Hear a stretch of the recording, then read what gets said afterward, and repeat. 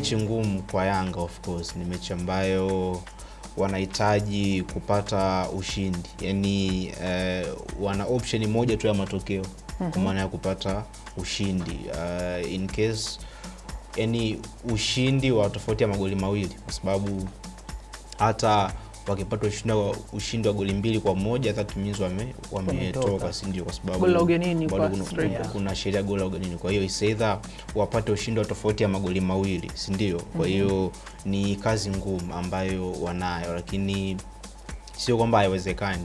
Inawezekana wachezaji wakiamua kupambana na kutimiza majukumu yao kwa sahihi, lakini pia kufuata maelekezo ya mwalimu vile ambavyo amewaelekeza, kwa maana ya alivyomsoma mpinzani anachezaje, and then kuwapatia details sahihi za kwenda kuzi-implement kwenye eneo la uwanja na kuweza kufanya vizuri. Lakini kwa upande wa Silva ni kama hawana cha kupoteza.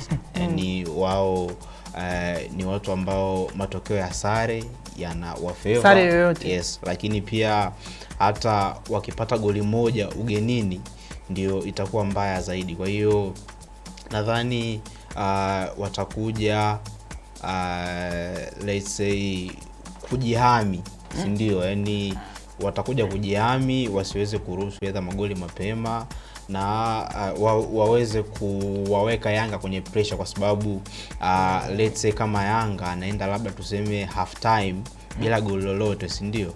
That means akirudi second half tayari atakuwa ameshaanza kuwekwa kwenye pressure. Kwa hiyo watakuwa wanacheza na pressure matokeo. Ile pressure muda mwingine inawaingia mpaka players, si ndio? Wanaanza kufanya vitu ambavyo vinakuwa maybe ni nje ya mpango kazi wa mwalimu. Kwa hiyo Silvers watakuja kuwaweka Yanga kwenye pressure, lakini Yanga wao wataenda kutafuta matokeo ya tofauti ya magoli mawili ili aweze kuwasaidia wao kuweza